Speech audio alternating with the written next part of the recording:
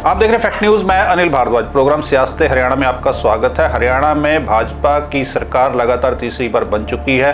मुख्यमंत्री समेत तमाम मंत्री अपने ओहदों की शपथ ले चुके हैं और अब इंतज़ार है पोर्टफोलियोज़ का आवंटन किसको कौन सा विभाग मिलता है, इस पे सभी की नज़र लगी हुई हैं। लेकिन फिलहाल बात मंत्रिमंडल की कि जो इस बार मंत्रिमंडल बना है उसमें किसी एक रीजन की या एक समुदाय की डोमिनेंस नहीं है। इसी पर चर्चा के लिए मेरे साथ मौजूद हैं मेरे सहयोगी शमशेर चंदेल। शमशेर जी, स्वागत कार्यक्रम में। तो सरकार बन गई है, नहीं है, मंत्रिमंडल बन गया है, तो किसी एक की डोमिनेंस इस बार दिखाई नहीं दे रही। हाँ बिल्कुल, इसमें ये देखिए, ये तो काफ़ी श्रेय जाता है भाजपा को। उसका कारण ये है कि पहले जो थी ना, जो कांग्रेस थी, कांग्रेस हालांकि इस बार भी मजबूत थी, उसमें एक पर्टिकुलर समुदाय की डोमिनेंस थी। ठीक है, अब इन्होंने क्या किया कि जैसे ही नायब सिंह सैनी को मुख्यमंत्री इंस्टॉल किया मार्च में, उसके बाद कहीं ना कहीं लग रहा था कि ये एक एक्सपेरिमेंट सा कर रहे हैं कि ओबीसी जातियों को इकट्ठा करने का, एकत्रित करने का, और वो एक्चुअली हुआ भी। अब उसका हमें फायदा ये हुआ भाजपा को कि ओबीसी काफी कैंडिडेट जीते हैं और 5 लोगों को मंत्री बनाया। पहली बार ये हरियाणा में हुआ कि 14 में से 5 जो मंत्री हैं वो ओबीसी थे, including Nayab Singh Saini chief minister. दूसरे हैं राव नरवीर, बादशाहपुर से जीते हैं। हालांकि ये इन्फ्लुएंशियल परिवार है, ऐसा नहीं कि इन्फ्लुएंशियल नहीं है, इन्फ्लुएंशियल परिवार है, पर फिर भी ओबीसी हैं। आरती सिंह राव ये हैं और राजेश नागर हैं, और एक दो और नाम है इसमें, रणबीर गांगवा है।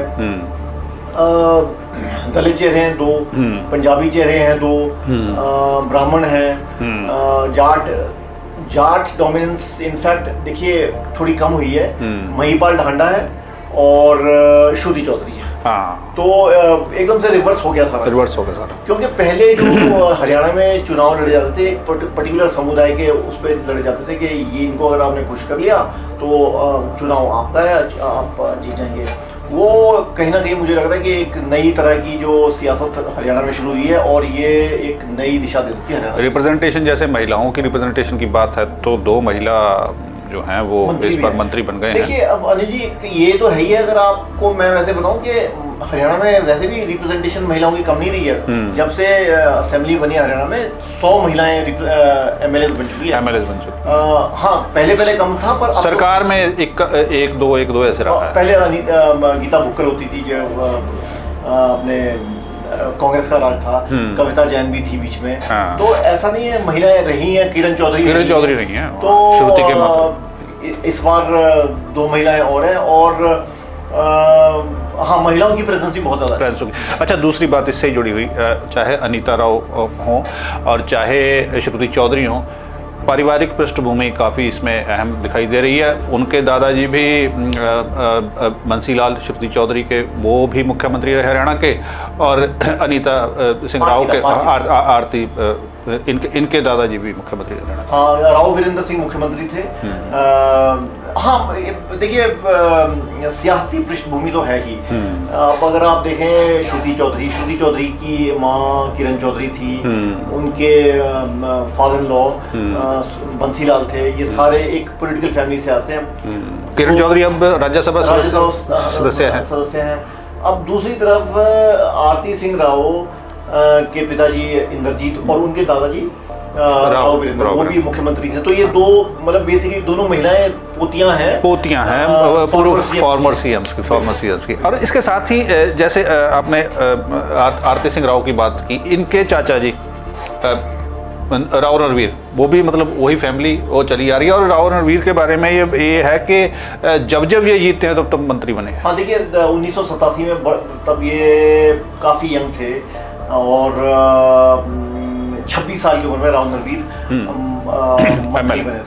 मंत्री बने और minister of state for home affairs बने थे। 1996 में ये थे ट्रांसपोर्ट मिनिस्टर और food and civil supply minister. और उसके बाद ऐसा नहीं कि जीते वो हारे भी हैं बीच में, मगर जब भी जीते हैं तो मंत्री बने। हाँ, पिछली बार वो हार गए थे और ऐसा लग रहा था कि शायद इन्हें टिकट पे भी संकट पड़ रहा था। और इन्होंने फिर आरती सिंह राव से कोशिश की बोलने की मीडिया के थ्रू कि भाई आप बादशाहपुर से चुनाव ना लड़े, आप अटेली से लड़े। अटेली से लड़े। अटेली से ही मिली टिकट। बादशाहपुर से मिली, इसमें बीजेपी का भी फायदा था कि हाँ बिल्कुल दोनों तरफ से। पर ये हमेशा मंत्री बने, इनका 37 साल का जो करियर है, अब ये 63 साल के होंगे, तो 37 साल में हमेशा के हमेशा जब भी ये एमएलए बने तो मंत्री हमेशा बने। तो देखिए एक बात तो है, हमने जैसे बात की किसी रीजन की या किसी समुदाय विशेष की डोमिनेंस जो है, लेकिन ये फैमिलीज का जो फैमिली बैकग्राउंड है वो तो चल ही रहा है, चाहे वो मुख्यमंत्री ना हो लेकिन वो तो राजनीति में आगे चल ही रहा है। एक नेसेसरी वजह देखिए जी, पहले भाजपा आरोप लगाती थी कांग्रेस पे, कांग्रेस में था और कांग्रेस में अभी भी है, हुड्डा है, रणदीप सुरजेवाला परिवार है, इनेलो में है, पर देखिए इससे भाजपा भी बच नहीं सकती। समस्या क्या कहाँ होती है कि जब आप बोलते हैं कि हम ये नहीं करते हैं, पर जीत के लिए कई बार आप उसका सहारा लेते हैं कि यार ये नाम बड़ा नाम है और ये फला इसका बेटा है और ये जीतना इसका इसलिए आसान है क्योंकि पहले से ही लोग पब्लिक प्रेजेंस। नहीं, वो चीज़ जो है वो प्रूव भी हुई है। अब आप देखो ना, श्रुति चौधरी को लड़वाया वहाँ पे और उस बेल्ट में कितना फायदा हुआ इनको। इसी तरीके से इनका आरती सिंह राव जहाँ से लड़े वो उस बेल्ट में कितना फायदा हो गया। क्योंकि देखिए अनीता यादव जो उनके अगेंस्ट थी वो भी छोटी मोटी कैंडिडेट नहीं थी। हाँ, और फिर भी आरती सिंह राव जीती, तो इसका मतलब इनको सहारा चाहिए। पॉलिटिकल पार्टीज चाहे जो जितना मर्जी बोलते कि भाई हम नेपोटिज्म भाई भतीजा नहीं मानते, पर ये सहारा अंत में चाहिए होता है। ये अब नेचुरल सा प्रोसेस हो गया है। तो बात कर लेते हैं कांग्रेस की। कांग्रेस में मतलब जब से नतीजे आए सब कुछ ठीक ठाक नहीं चल रहा है। अब कैप्टन अजय सिंह यादव को लेकर भी बड़ी खबर आ गई है। देखिए ये मेरे ख्याल से कांग्रेस के हार के बाद सबसे बड़ी खबर है और बुरी खबर है कांग्रेस के लिए। कांग्रेस की हार हो गई थी, हालांकि उस समय लग नहीं रहा था कि कांग्रेस की हार होगी। उससे पहले काफ़ी बुरी खबर कांग्रेस को आई, बड़े रेबल्स आए।